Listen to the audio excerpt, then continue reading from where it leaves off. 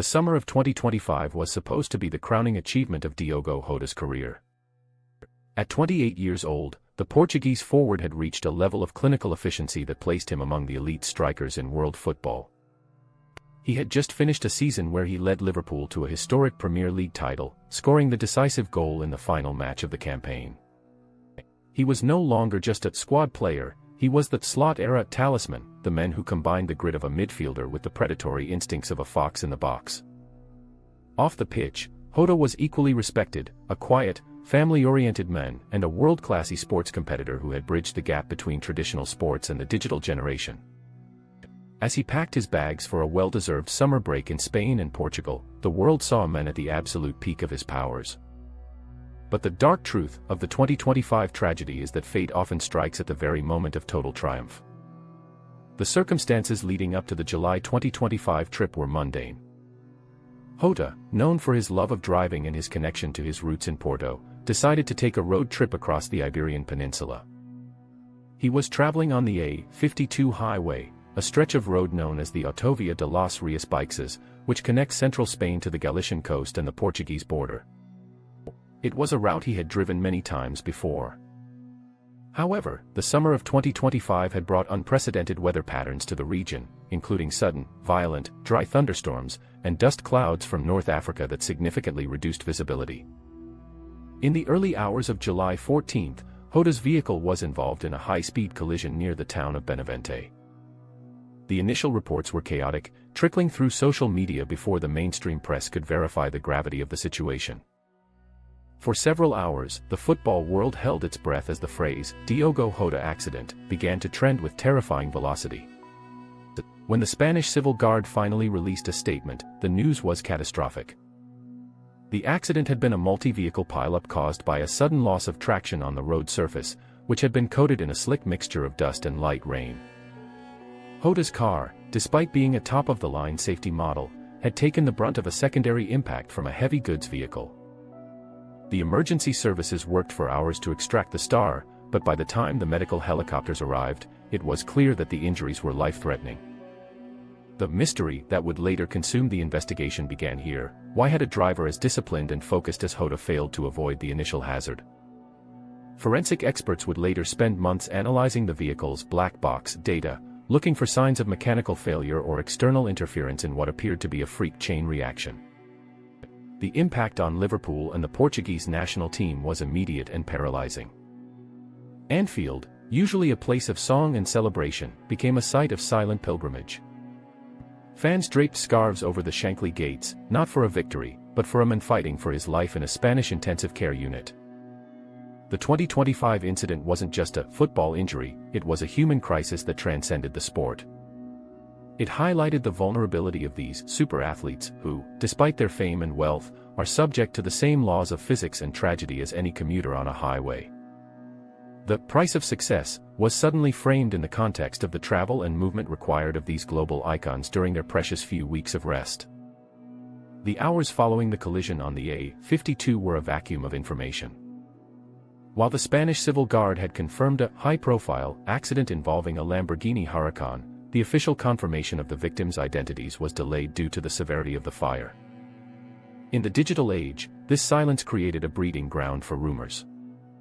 On social media, grainy videos filmed by passing truck drivers began to circulate, showing the charred remains of a vehicle that many recognized as Jota's. For fans in Liverpool and Porto, the 3 days of silence were agonizing. This was not just a player missing a game, this was a global star who had vanished in a wall of fire. The mystery deepened when the first forensic details were leaked to the Spanish press.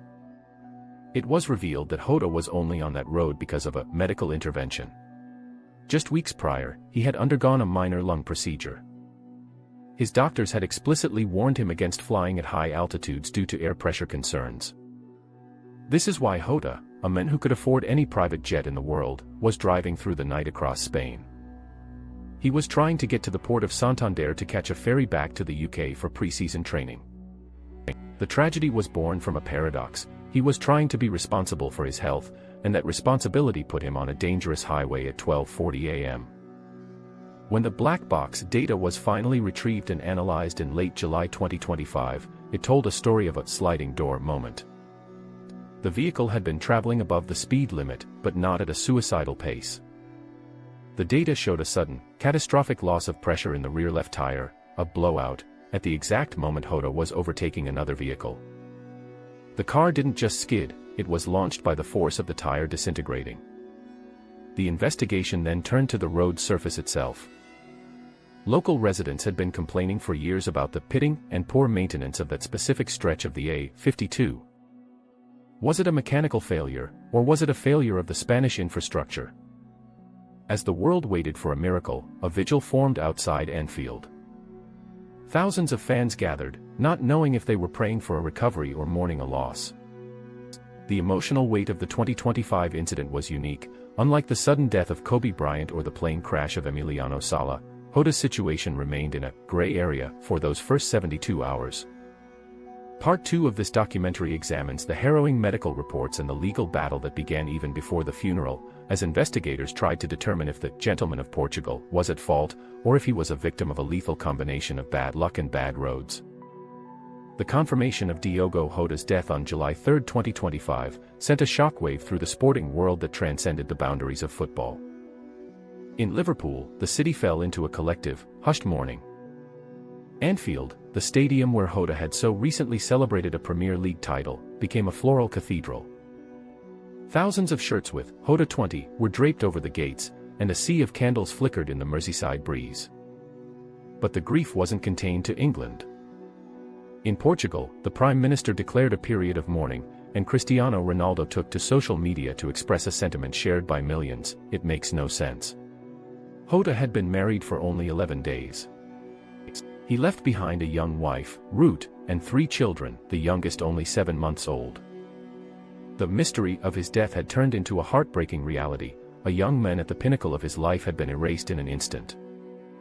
However, as the world wept, a darker mystery was beginning to unfold in the digital underworld, one that directly links to the cryptocurrency world you follow. Within 72 hours of the accident, a website appeared, the Diogo Jota Foundation. It looked professional, featuring the logos of Liverpool FC, UNICEF, and Allianz.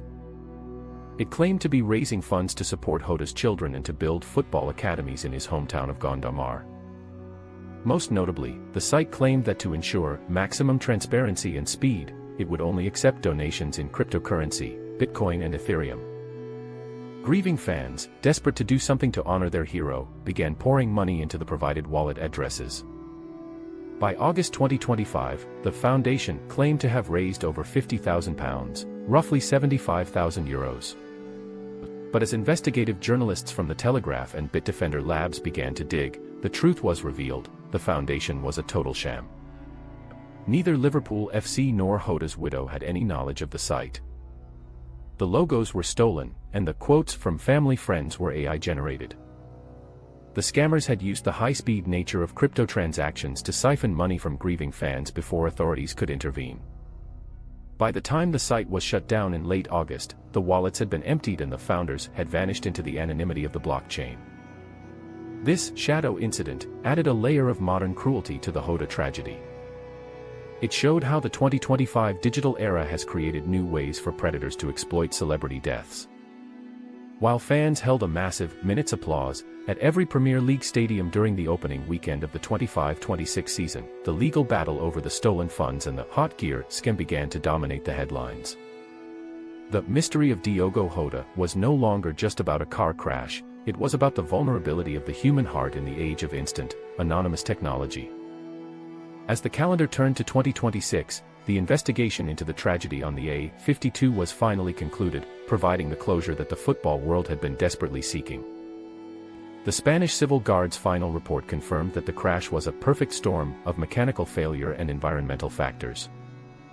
The mystery of the tire blowout was linked to a microscopic defect in the rear left tire, which, when combined with the heat of the Spanish summer and the high-speed overtaking maneuver, caused an instantaneous disintegration. While the report noted that the Lamborghini Huracan was traveling at approximately 135 km per hour, slightly above the 120 km per hour limit, experts agreed that at that speed, any driver, even one with Jota's elite reflexes, would have found the vehicle impossible to control once the tire blew. The most emotional revelation in the final report, however, was the confirmation of Jota's final actions.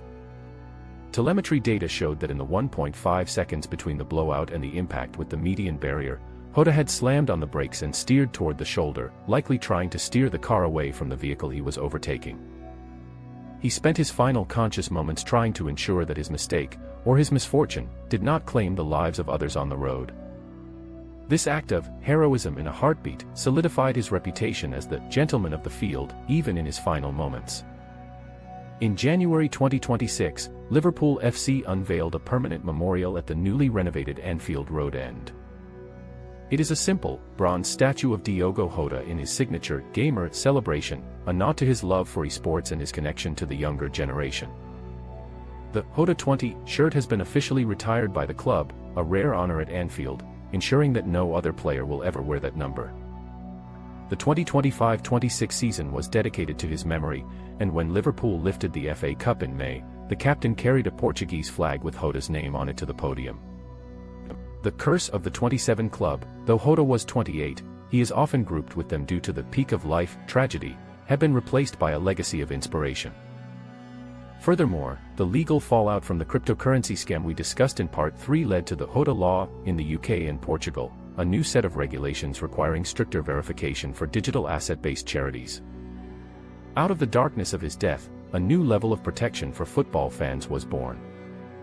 Diogo Jota's life ended on a lonely highway in Spain, but his impact on the world of sport, technology, and law continues to grow. He wasn't just a striker, he was a bridge between eras, a man who played with the heart of a lion and lived with the soul of a gentleman. The mystery is solved, but the memory of Diogo Jota remains eternal.